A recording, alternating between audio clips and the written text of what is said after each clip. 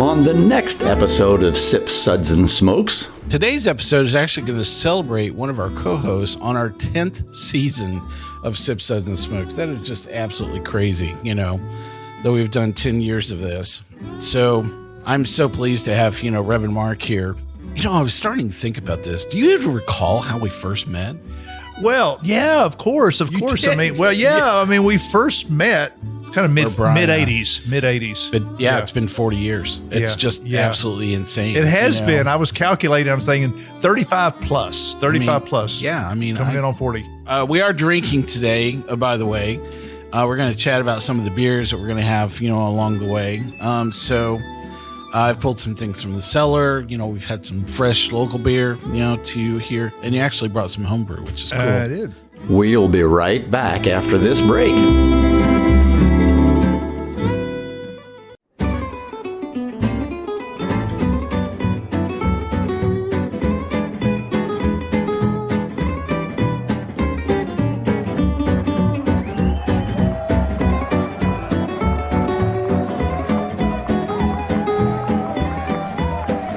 Brought to you almost live from the Dude in the Basement Studios.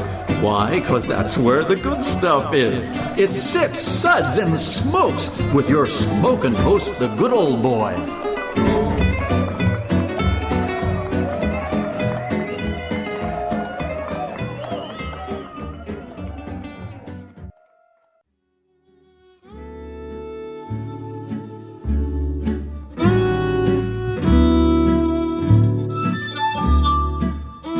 Get ready to learn everything you ever wanted to know and a whole lot that you didn't. It's time for a Chats episode. Hey, welcome to this Chats episode of Sips, Suds, and Smokes, where everything good in life is worth discussing. I'm one of your hosts here. This is good old boy Mike, and joining me here at the table for this Chats episode is Reverend Mark. Hey, everybody. So good to be here, Mike. Well, our chat segments are all about people behind the products or services that we talk about here on Sip, Suds, and Smoke. Now, today's episode is actually going to celebrate one of our co-hosts on our 10th season of Sip, Suds, and Smokes. That is just absolutely crazy, though we've done 10 years of this. So I'm so pleased to have, Reverend Mark here. We don't, we've never done it this way before. Who'd have known 10 years? My gosh. It's just crazy. It's great. So Mark and I actually created the very first episode of Sip, Suds, and Smokes. And I think we featured about 487 different stout beers on We did, as I can recall from that long, foggy afternoon.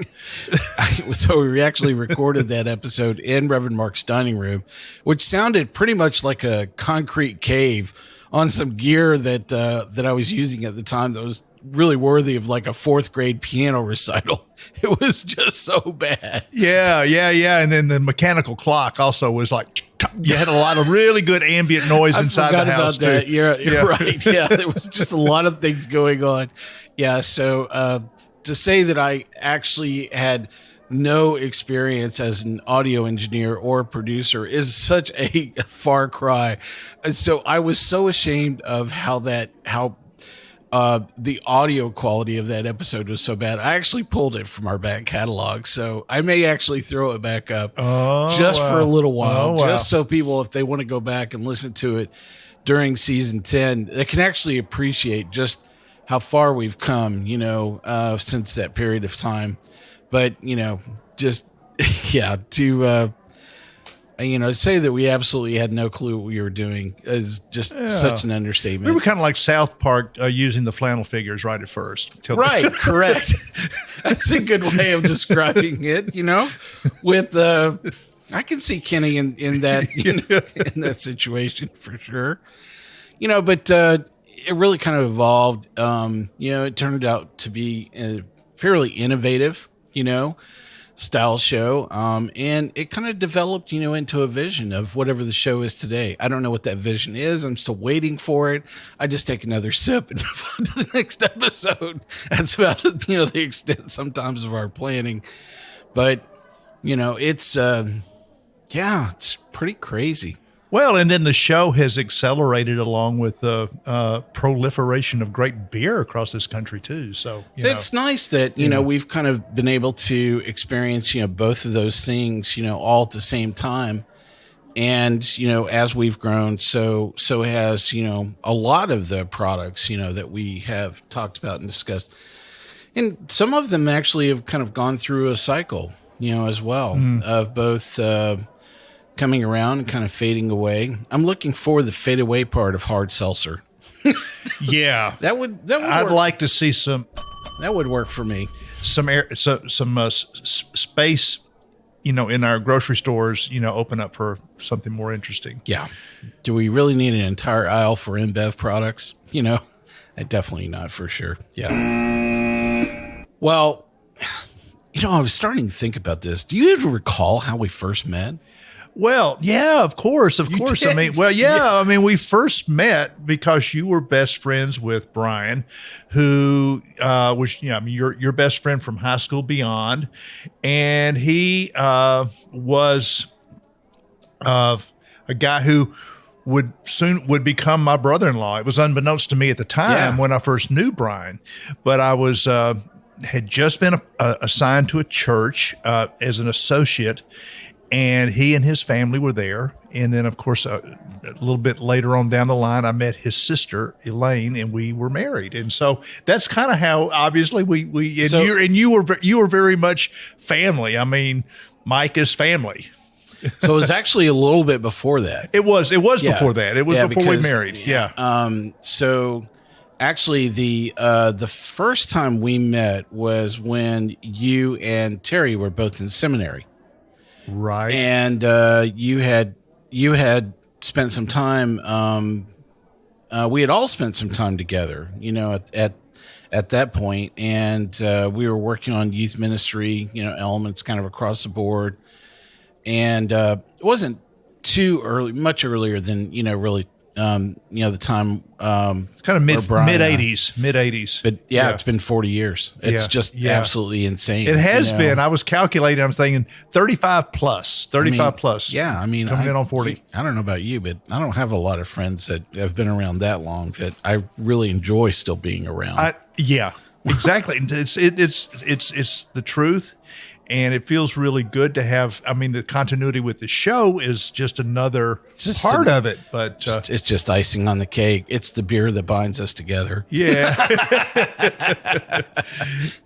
yeah. But it is very crazy, to think that I just so many countless moments that we've had together that I've just. Are so indescribable. I mean, we've just done so many amazing things over that 40 years. We've gone to places that are just, it's like you could tell people those experiences and they would just never believe. It's like you were there, at that moment.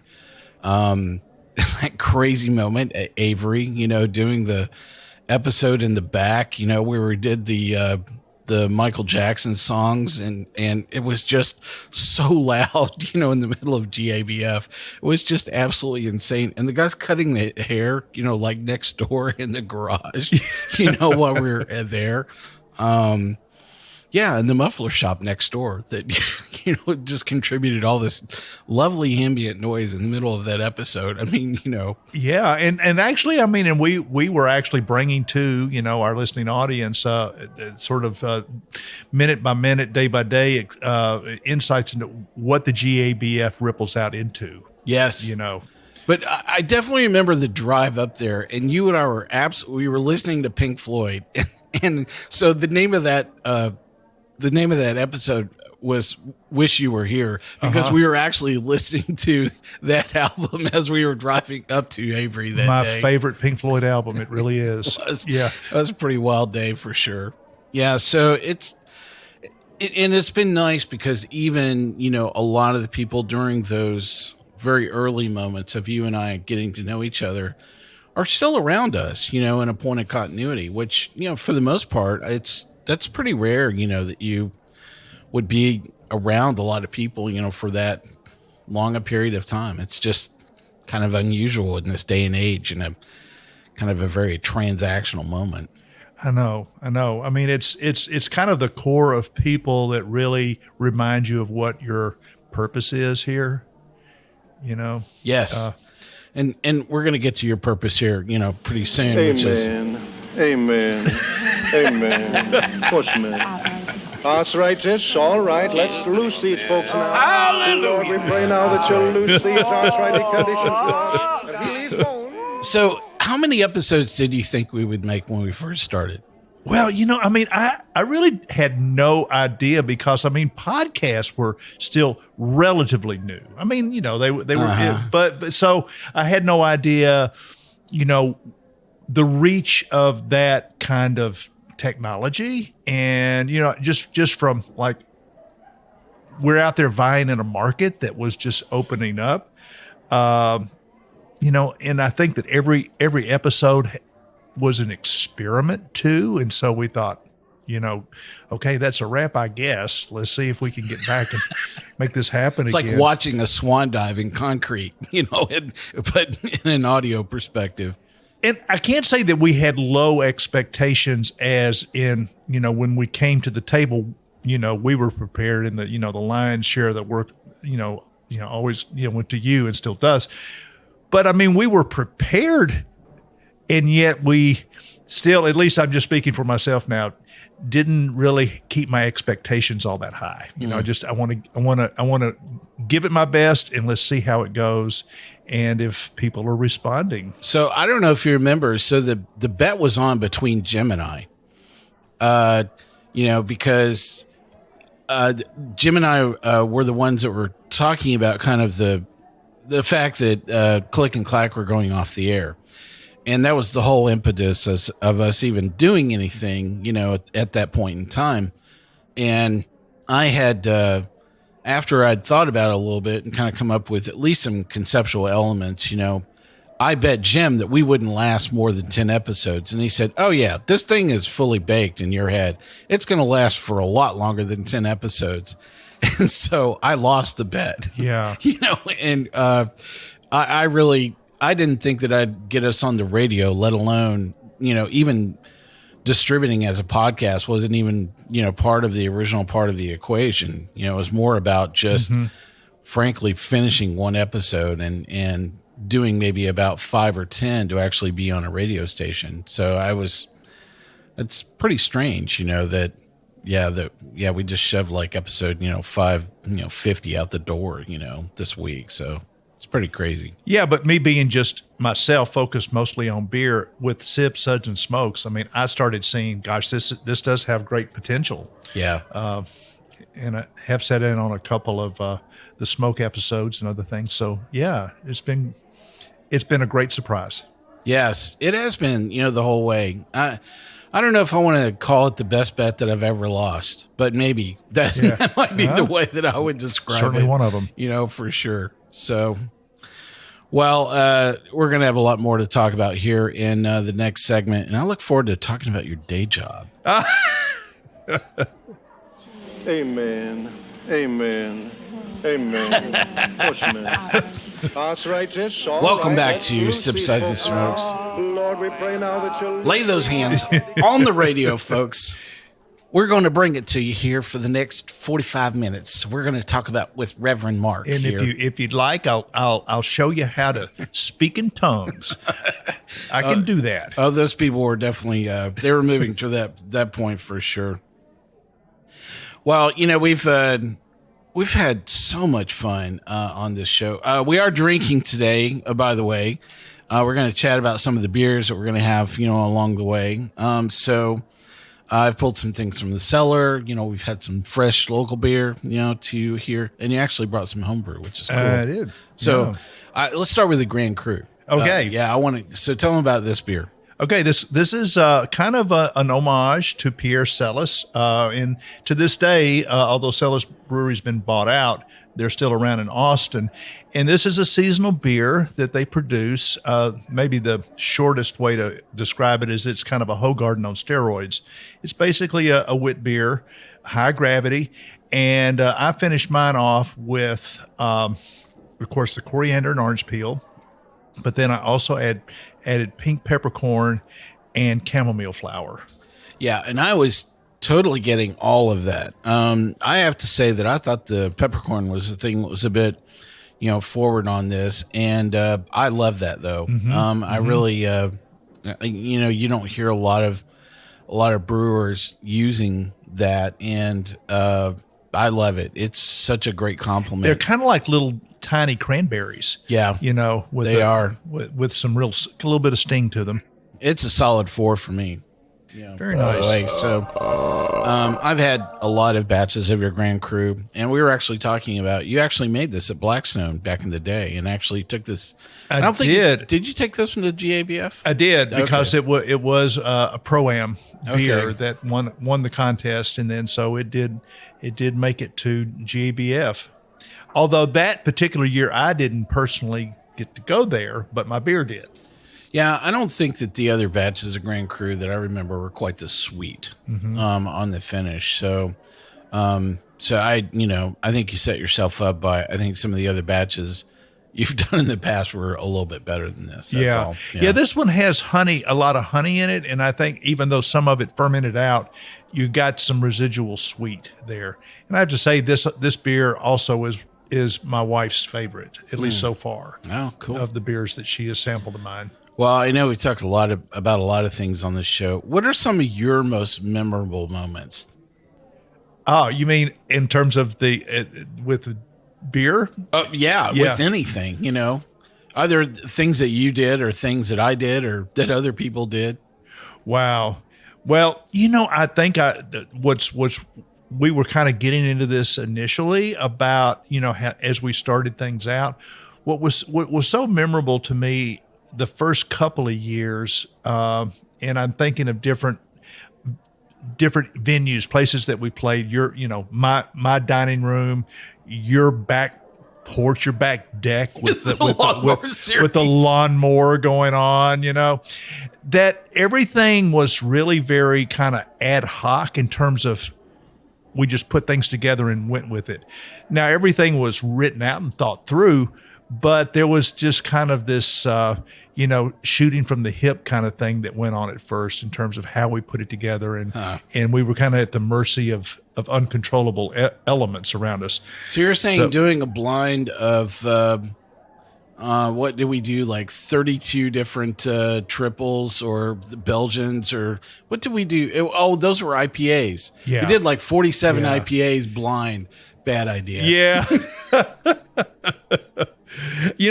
I think that, of course, our experiences at GABF were wonderful. We just got into the one at Avery, but there were so many other places that we would just, be there remote doing something. And of course, the infamous Thirsty Monk. And the last time we had a show there, so sad. It was so bad. It was so crappy. It was so, yes. Like I say, that that is just as we were wrapping up, the hit the fan, so to speak. And let's just say they were a duty-free shop. So they were not a duty-free shop. This is a bit of a you should go back and listen to that episode at Cheeky Monk. And so what had happened is basically a transient individual had come into the establishment and just made their way into the bathroom, but apparently didn't make it all the way. And part of, their experience in there got trapped, not only in their pants, but it got trapped on their shoe. And they dragged crap all the way through there. And actually, Dave ended up stepping in it, literally. And it took us a little while to figure out what was going on, because we had just finished recording, I think, when that had happened. So I think that it was going on while we were actually recording, but then we didn't get wind of it, literally, until kind of the end of that. Well, I agree. That was a great experience. Here's mine. And I pulled this clip off to let everybody enjoy this. So the setup on this episode was actually part of our summer series, the Summer of Questionable Decisions, one of my top 5 episodes, all of the entire 10 seasons.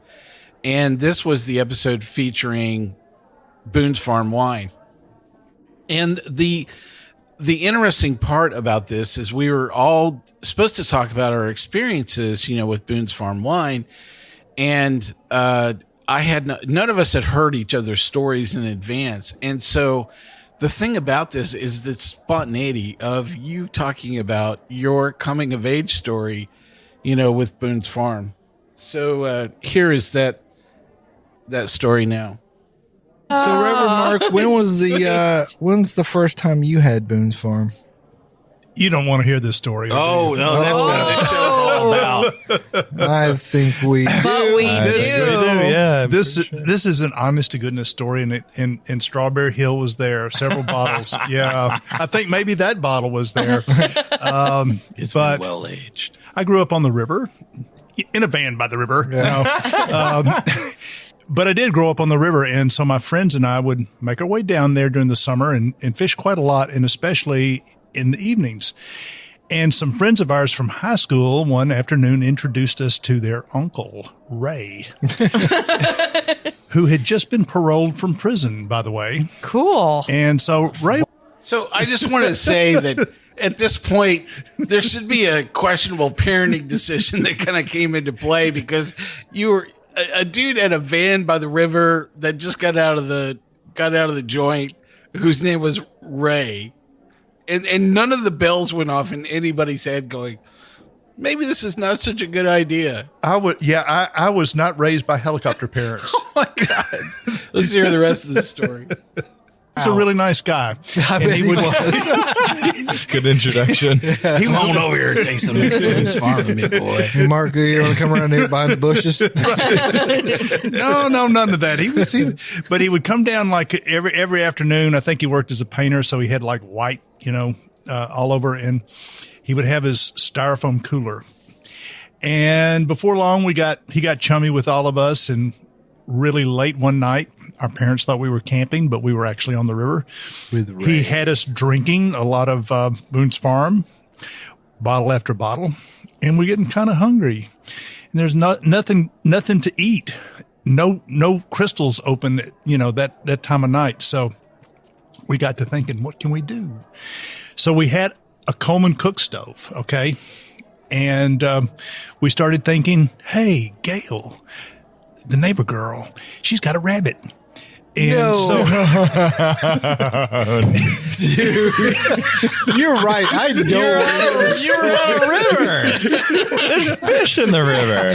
That's where I thought this was going. Hey, let's go night fishing. God. We weren't catching any fish.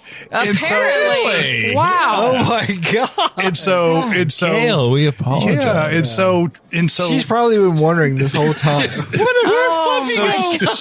Steve and Jack got on his Yamaha 60, went up to her house and snatched little Trixie.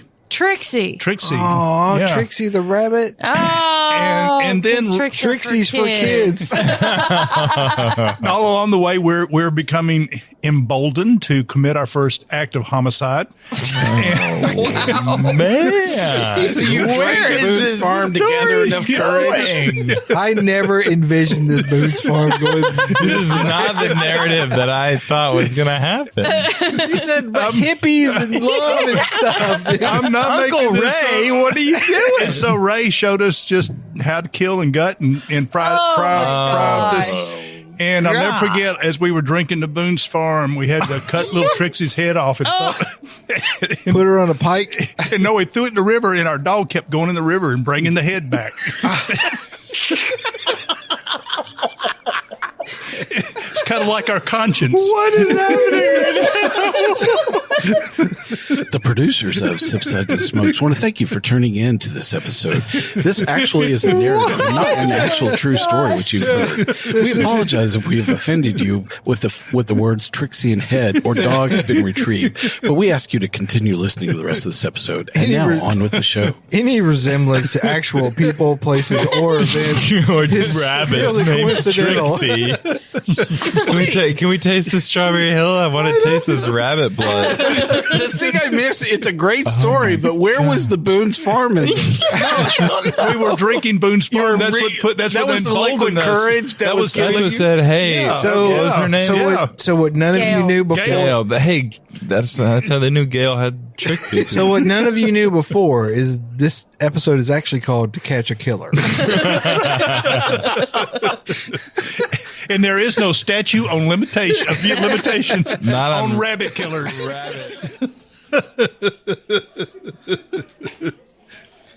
What a great part of everything that you bring to the show. And it absolutely, everybody was howling. And I love Tim's reaction. He was like, what is happening? I mean, he's like,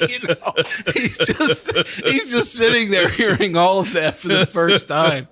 So I love this because it is so you. I mean, you have so many colorful characters, that you've been surrounded by, in so many different settings. So you grew up in the Inglewood.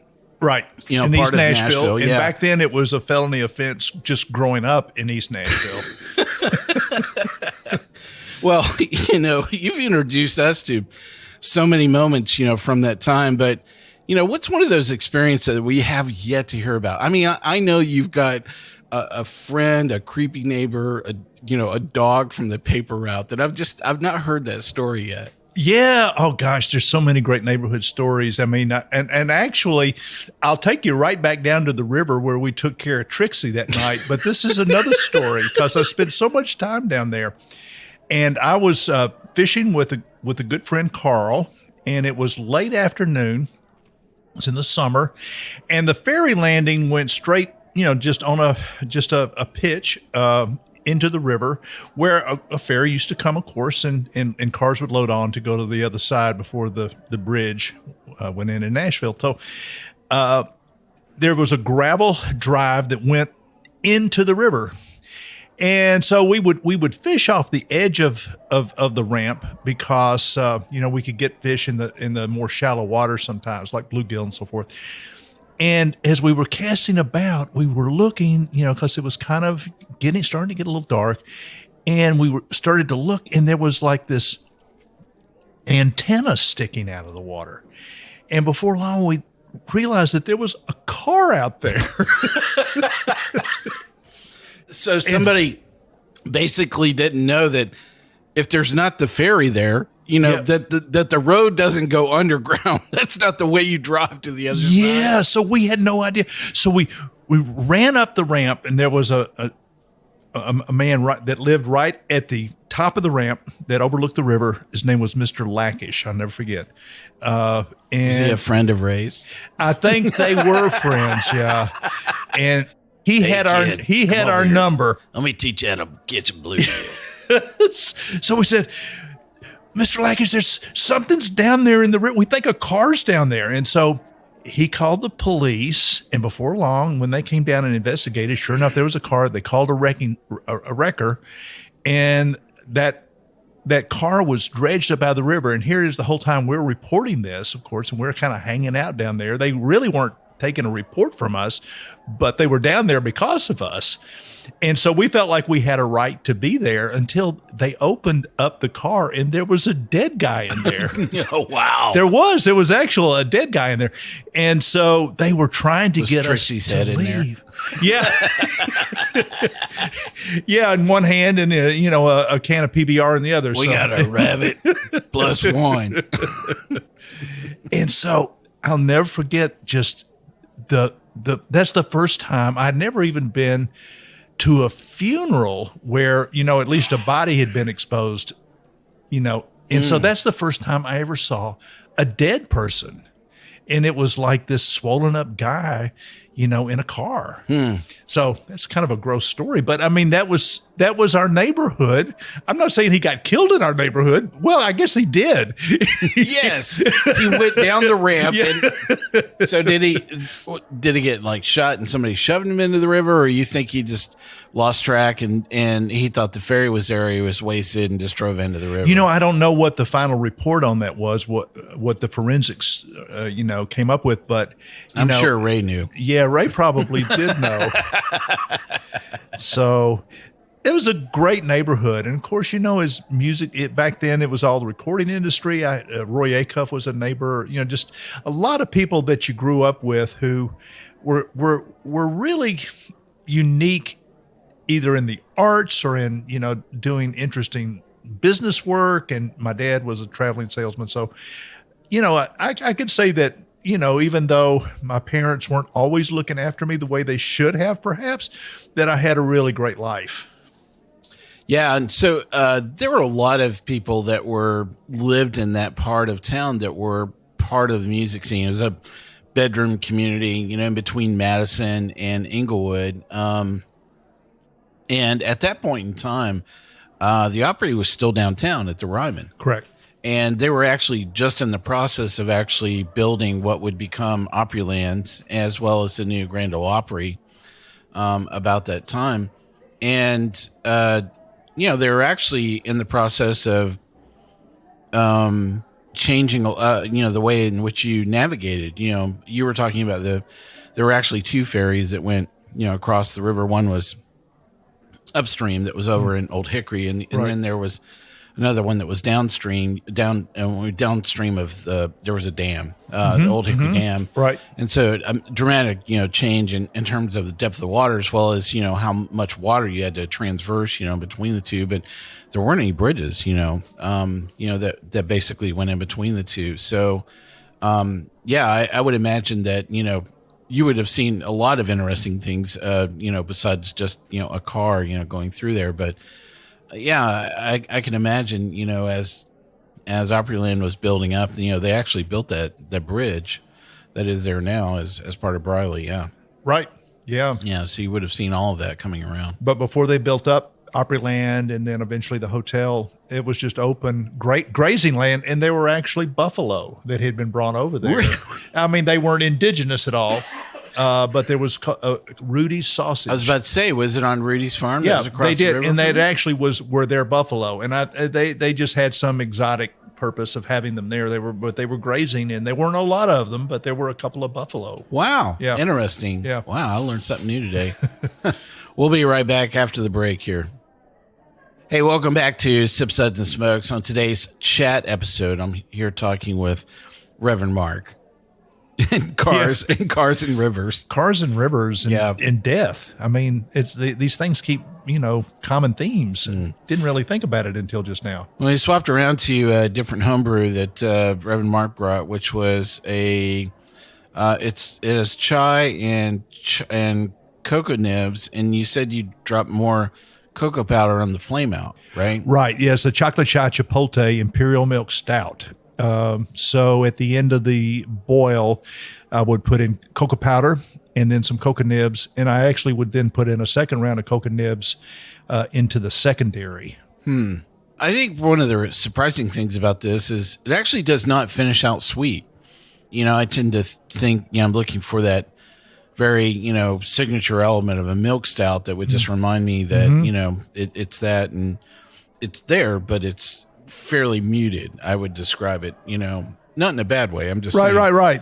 And it's very high gravity, so it's a little boozy, especially once it starts warming up. Yeah. So I know you can't see this, but I love Reverend Mark's transport vehicle for his homebrew, or actually mason jars. It's just about as southern as it gets. It's like how many things can you put in mason jars? About 10,800. They're good growlers. You got a good seal on that, This is interesting. It's a little thick, kind of on the palate a bit. I like probably what it's not, which is it's not overdone. I mean, when you said chai, I mean, the first thing that, when somebody says that to me, I just am like, okay, prepare thyself, for an invasion of spices. And I like that it's not that. It's not like some overdone thing where the base beer got lost, through all of it. So, and this is so on a lot of things, not just beer, but just really have this great sense of taste and balance. And, you're not afraid to say, I think that's enough. Yeah. Yeah. And my dad was very much a a food aficionado and liked to cook, and his whole, and of course he didn't invent this, but he would always say less is more when it comes to spicing food. So that's when it comes to spices and beer, that's kind of the way to go. Which is really, quite the opposite of my, background, which is my mom didn't believe in seasoning things. I mean, salt and pepper was just not a hallmark, I mean, even to this day, I still fight with my mom about seasoning up food, Wow. and unless it came out of a can or a package where she couldn't step in and influence it, it was a lot of very bland food, I know it's so strange. I mean, how many meals have, we had together that I've cooked or you've cooked, and that's just so dramatically different, than where we're at. So it's, but I really, I love the beer. I'm going to give it a solid 3. Very nice. Well, and it's been in the fridge for quite some time. So yeah. All right. So we haven't gotten around. So tell us about your former day job. Okay. Yeah. My former day job. Hallelujah. Yeah. Thank you, Jesus. I just retired as of July the 1st of this year after 41 years of full-time ministry with the United Methodist Church. Banned once again. Oh, I'm sorry. The wrong That too.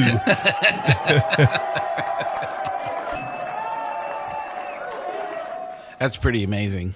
It is. And what's even more amazing is that, for many people may not know how the Methodists sort of deploy their ministers into churches in different places, but we're kind of like the Army. You have a bishop just every year deciding where you're going to go. And so it's called itinerancy.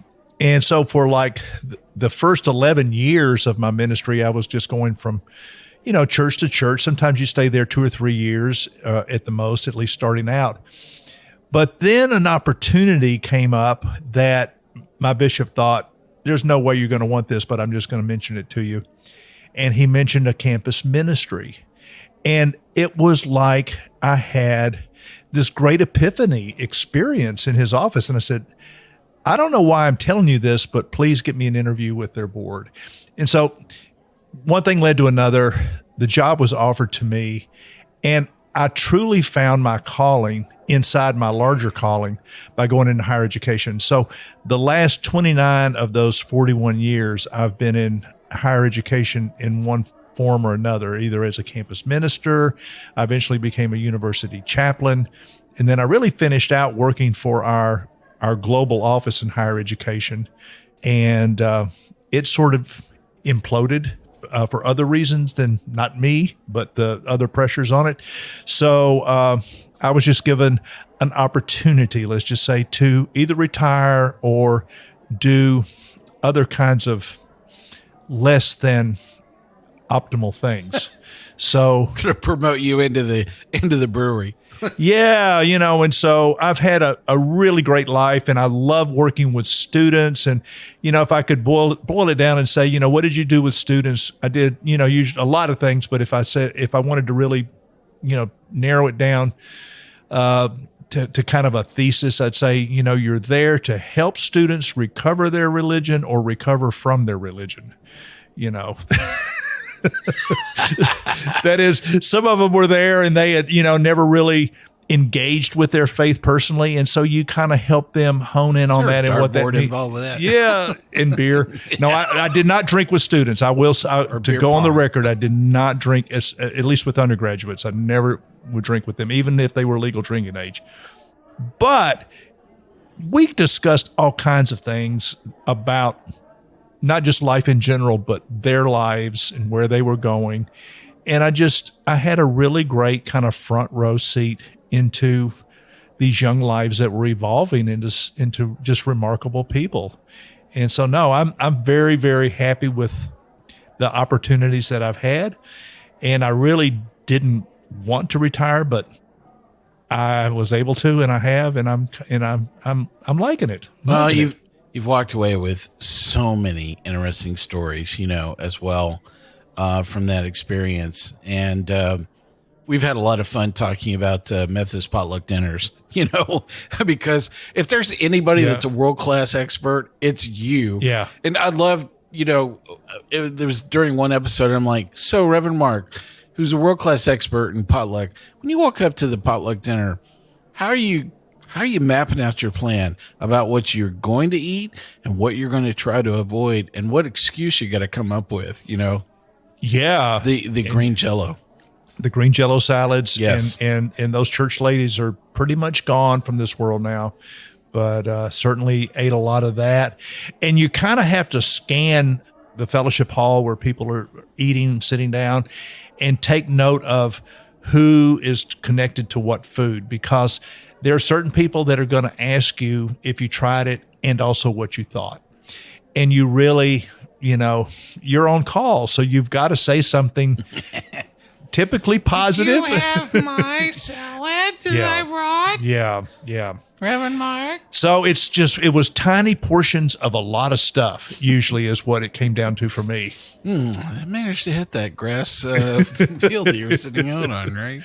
Occasionally it just happened to fall off my plate. I don't know what happened. And then I had like an 87-year-old woman actually invite me and my wife over for lunch after church one day, to serve us like barely cooked, pretty much raw duck.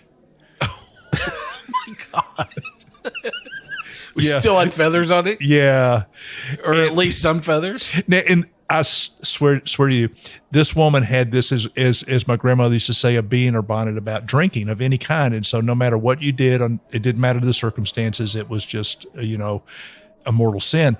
And I would hear her talk about it from time to time. And then, I was a young kid still in seminary. So I reminded her one Sunday, though, I said, well, now, that Jesus' first miracle was transforming water into wine at the wedding of Cana of Galilee in John's gospel. And this woman knew that. She'd read her Bible, and she thought about that for a second. And she said, well, I know, but he shouldn't have done that.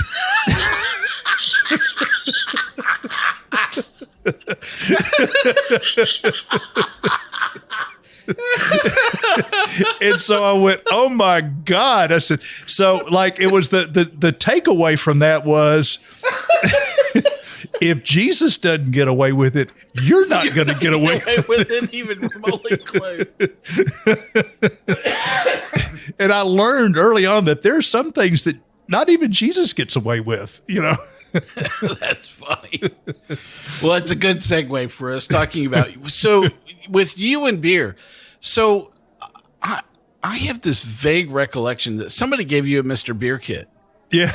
Did they? Is that how you got into beer? No, that's not how I got into it. Actually, I got into it as I was starting for the very first time to, kind of wet my palate with craft beer, that coming to Nashville in the early to mid 90s. And so I was, just getting to know beer. And that coincided with me also getting into a doctoral program at a seminary in Decatur, Georgia. And so I would go there for when classes were in session, and I'd actually stay on the campus. And oftentimes you'd be joined up with a roommate, like in a dorm. And so I was with this Presbyterian minister guy who was a brewer. I mean, he was a home brewer, and going way back into the day, back in the 80s. I've not heard this. Yeah, story. And his name was Andy. And so the thing is that after we would have class and spend time in the library, we would go to the town square in Decatur to the most amazing tap room, and it's still one of my favorites in all the world. It's called the Brick Store. Yes. Yeah. Brick Store Pub, yeah. Yeah, the Brick Store. And this was back in the 90s. They have a Belgian bar on the second store. They didn't when we were going there, but then eventually they built that up. So I was getting introduced to all these great beers that were on tap and in their cellar. And then I started talking to him about brewing. And he said, well, I brewed some. And I said, well, I always thought I'd like to do it, but it seems to be really complicated. He goes, oh no. He says, next time I'm here and we're here together, I'll bring you some equipment and some literature and help get you started. Wow. And so that's actually how I got into it, through a colleague, through a Presbyterian colleague. a Presbyterian colleague that introduced you to brewing beer. I was not even remotely close. Wow. Yeah. That's funny.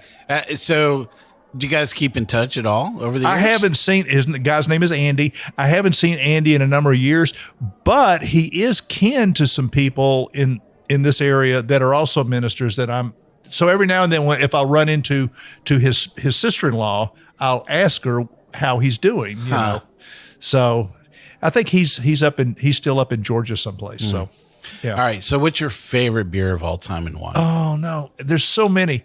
You know, I have to say that, of course, I mentioned the Celis thing. I like the Celis Grand Cru going back in time, but that sort of changed since they've been bought out.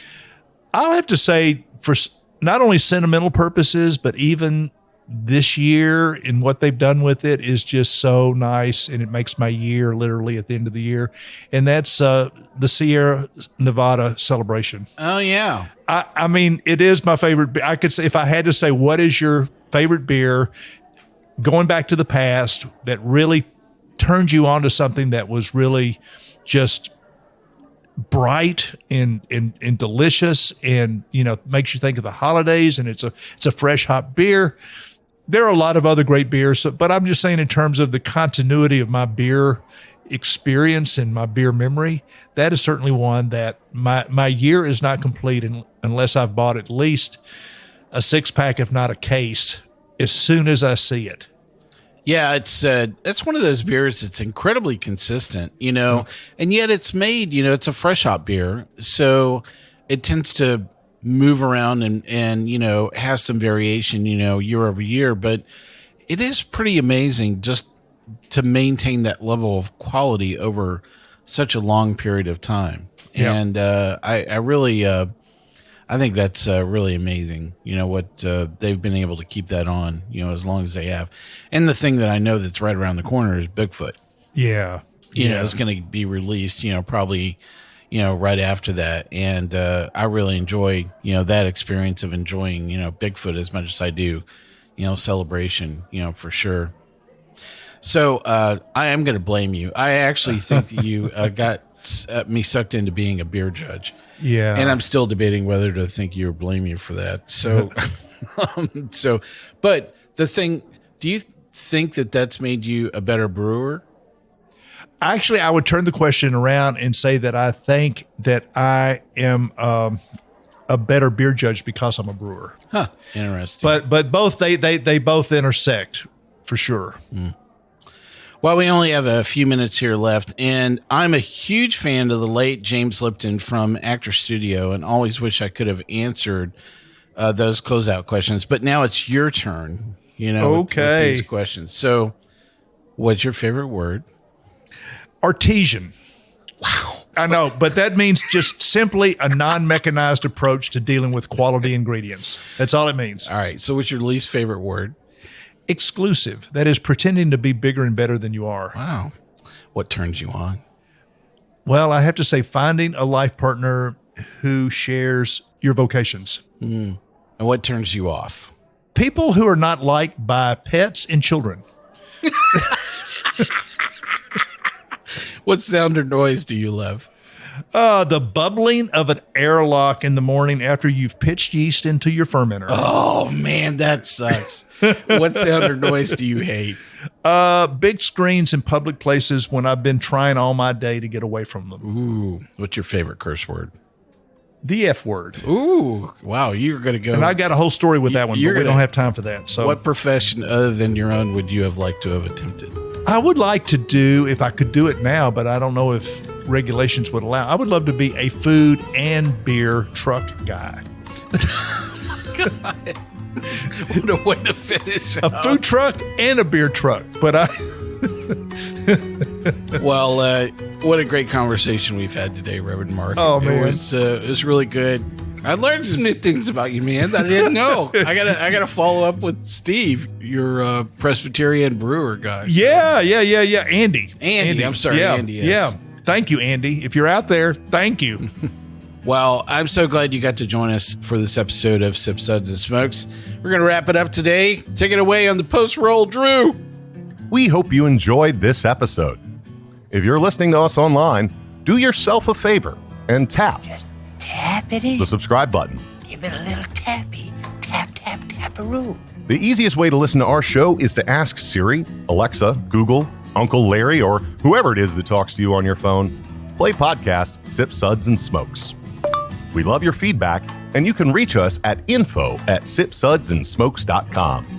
Our tasting notes flow out on Twitter and Instagram with our handle @SipSudsAndSmokes, and our Facebook page is always buzzing with lots of news.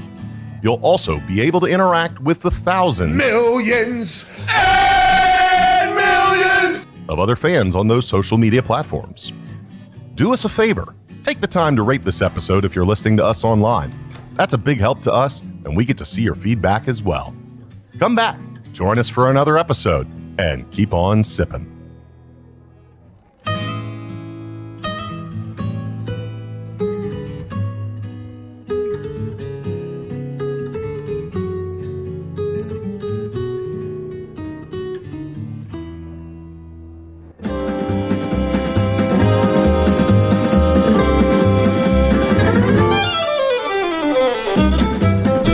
This has been a one-tan hand production of Sip, Suds, and Smokes, a program devoted to the appreciation of some of the finer slices of life. From the Dude in the Basement Studios, your hosts, the Good Old Boys, will see you all next time.